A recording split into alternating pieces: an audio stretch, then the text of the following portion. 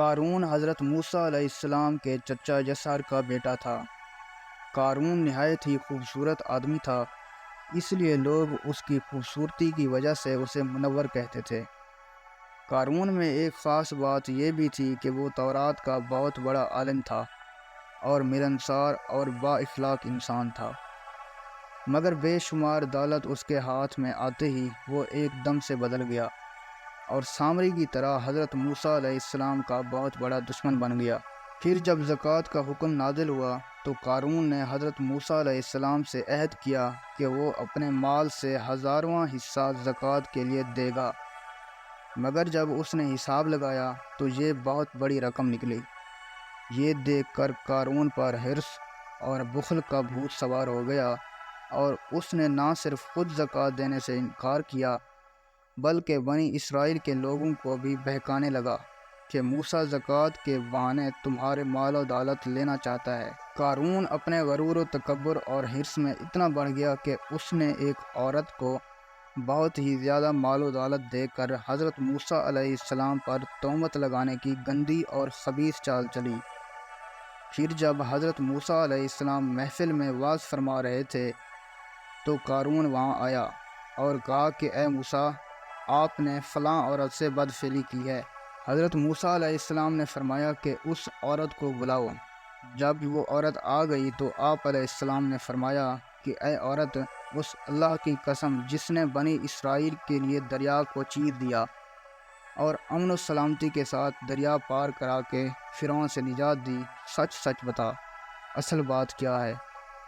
تو وہ عورت حضرت موسیٰ علیہ السلام کے جلال سے کانپنے لگی اور سب لوگوں کے سامنے اس نے سچ بتا دیا کہ مجھے قارون نے بہت دولت دے کر آپ علیہ السلام پر تہمت لگانے کے لیے کہا۔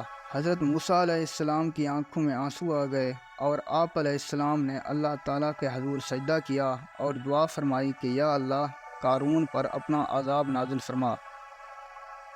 آپ علیہ السلام نے محفل میں موجود لوگوں سے فرمایا، جو میرا ساتھی ہے وہ قارون سے جدا ہو جائے اور جو اس کا ساتھی ہے وہ اس کے ساتھ کھڑا رہے۔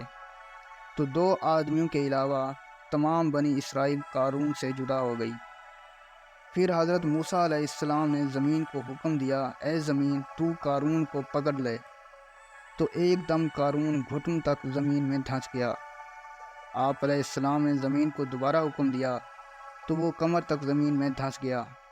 قارون رونے اور تڑپنے لگا اور حضرت موسیٰ علیہ السلام کو رشتہ داری کا واسطہ دینے لگا، مگر آپ علیہ السلام نے اس کی بات نہ سنی اور قارون مکمل طور پر زمین میں دھنس گیا۔ وہ 2 بدبخت جو قارون کے ساتھی تھے کہنے لگے، موسیٰ علیہ السلام نے قارون کے ساتھ اس لیے یہ کیا تاکہ وہ قارون کی دولت پر قبضہ کر سکیں۔ تو حضرت موسیٰ علیہ السلام نے اللہ تعالیٰ کے حضور دعا فرمائی کہ قارون کا خزانہ اور اس کا مکان جو کہ سونے کا تھا وہ بھی زمین میں دھنس جائے۔ یوں قارون کا سارا خزانہ اور مکان زمین میں دھنس گیا۔ قرآن مجید میں سورہ القصص میں اللہ تعالیٰ کا فرمان ہے، بے شک قارون موسیٰ کی قوم سے تھا، پھر اس نے قوم پر زیادتی کی اور ہم نے اس کو اتنے خزانے دیے جن کی کنجیاں ایک طاقتور جماعت بھی نہ اٹھا سکتی تھی۔ سورہ القصص میں وہ پیاری اور مخلصانہ نصیحت بھی بیان فرمائی گئی ہے جو حضرت موسیٰ علیہ السلام کے ساتھ ساتھ پوری قوم نے قارون کو سنائی۔ جب اس کی قوم نے قارون سے کہا، اتراؤ نہیں، بے شک اللہ تعالیٰ اترانے والوں کو پسند نہیں فرماتا، اور مال اللہ نے تجھے دیا ہے، اس سے آخرت کا گھر بنانے کی فکر کر اور دنیا میں سے بھی اپنا حصہ فراموش نہ کر۔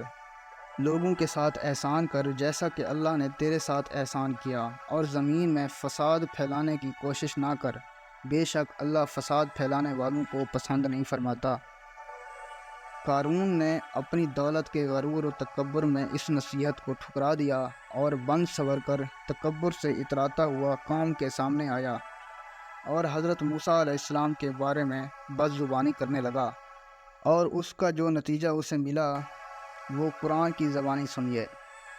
سورہ القصص آیت نمبر 81 میں ارشاد باری تعالیٰ ہے، آخر کار ہم نے اسے اور اس کے محل کو زمین میں دھنسا دیا تو کوئی اس کا حامی و ناصر نہ تھا، جو اللہ کے مقابلے میں اس کی مدد کو آتا، اور نہ ہی وہ خود اپنی مدد کر سکا۔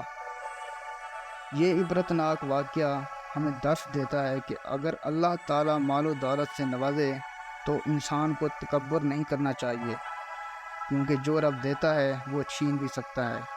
اور اپنے مال کی زکوٰۃ ادا کرے، اور ہر وقت دھیان میں رہے کبھی انبیاء، اولیاء اور صالحین کی شان میں گستاخی نہ کرے، ورنہ اس کا انجام ایسا ہو سکتا ہے کہ لوگ تصور بھی نہیں کر سکتے۔